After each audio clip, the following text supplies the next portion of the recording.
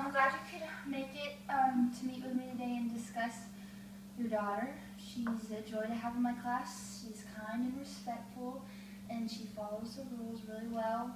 She, even like at her desk when the other kids are talking and stuff, she tells them to stay focused, and so she's really responsible in the classroom. I'm very grateful for her. Today I want to talk to you about not her behavior, but more about her reading skills and specifically her literacy skills, and kind of talk about her strengths and her areas for improvement and things we can work on with her, both me and you.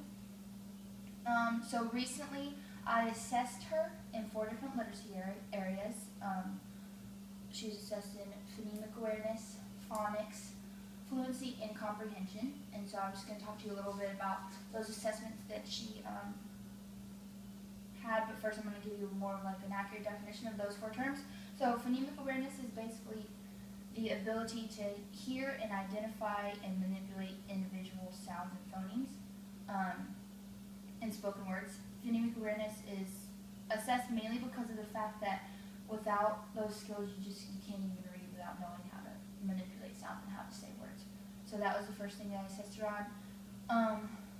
Then I assessed her on phonics, which is, lots of people define that in a lot of different ways, but basically it's pretty much just a reading instruction that teaches kids the relationships between letters and sounds. So it's letter-sound correspondence and the rules behind why things are spelled a certain way, or basically the rules of grammar. And then I assessed her on fluency. And basically fluency is the ability to read and speak with accuracy and with ease. It's pretty much just freedom from word identification issues, so it's just reading smoothly with accuracy and with fluency and with emotion and all that good stuff.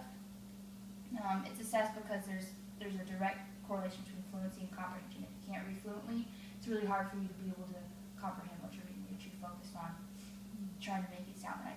And then lastly, I assessed her on just comprehension.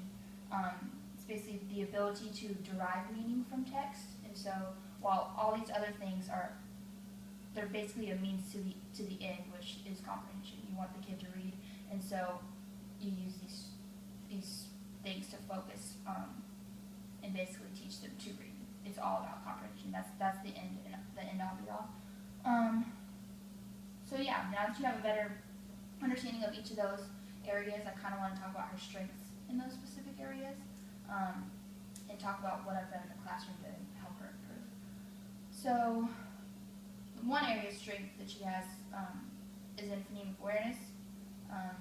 It basically revealed that she has no trouble identifying rhyming words, initial sounds, blending sounds together, or segmenting words. So she can do all of that with ease, which at the beginning of the year she really couldn't.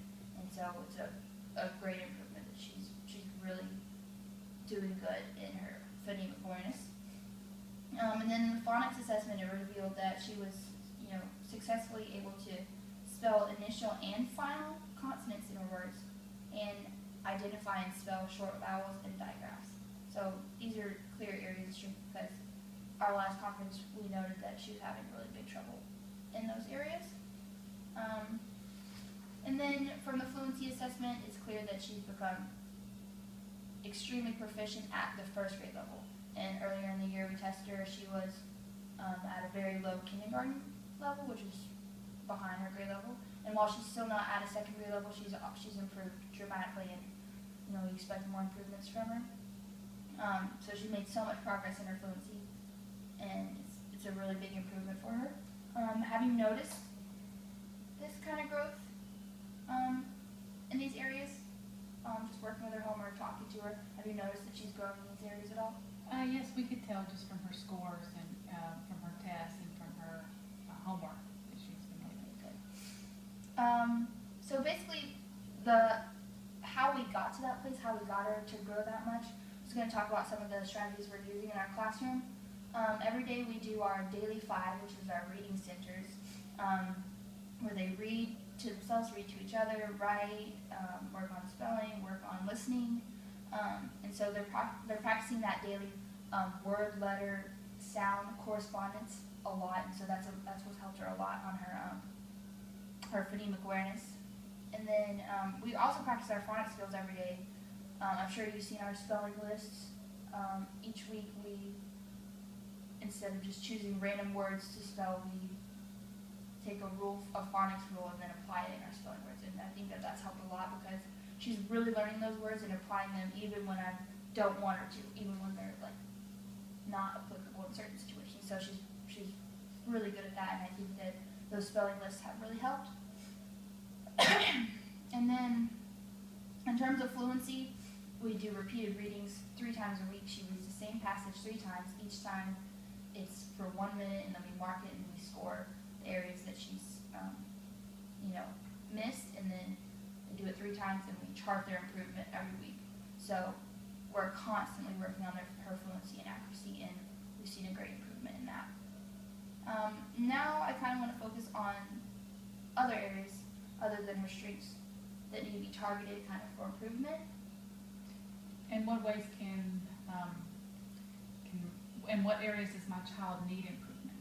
So kind of the same areas that she's good at, that she still needs reinforcement.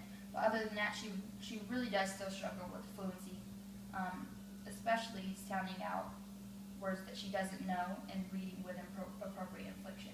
So while she has made a great improvement, she still does struggle a lot with her fluency, especially with grade level appropriate words and material.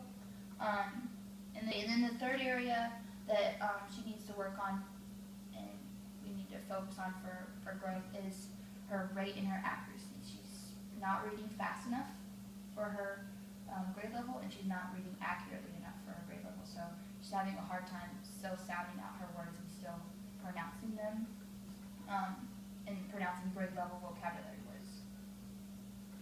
How can she get extra help in these areas in your classroom?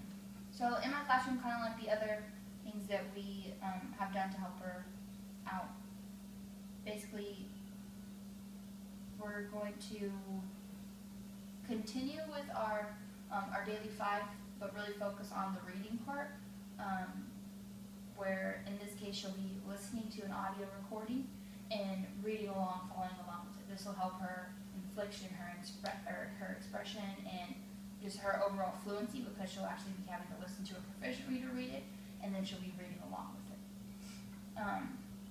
And then to kind of engage her in what she's reading and to provoke her interest in it, I'm gonna try to give her these anticipation reading guides prior to reading a text that will enhance her interest in it, and she'll have to answer questions before, and it'll kind of pique her curiosity about what she's about to read. So it'll make her more interested so that she can further comprehend it. And then, what can we do at home to provide her extra help? Kind of like we're already doing in the classroom, you can provide her with audio assisted readings where she reads along to the tape that she's listening to a proficient reader to help her with her fluency. That's just something you can easily implement at home. Doesn't take much planning on your part. She just sits down, puts in earbuds. And then also you could do repeated time readings with her, not even necessarily scoring them, but just giving her a minute to read a passage, and every night the same passage, so that she can improve and she can learn those vocabulary words that are in the passage and improve in her expression and stuff. And then also, I'd like to kind of introduce and work on this with you at home, summarizing the text, because that really focuses on her comprehension skills.